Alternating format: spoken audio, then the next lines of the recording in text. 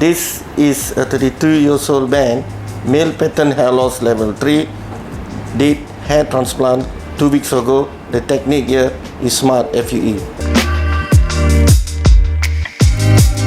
This is the design, and he wished to level down about 2 cm down.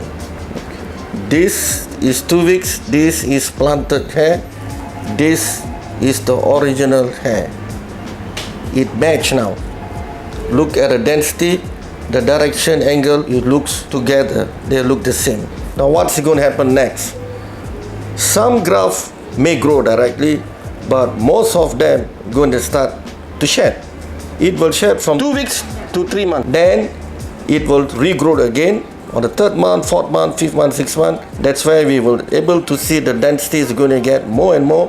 Then he will reach to the optimum hair growth on the 9 months to a year.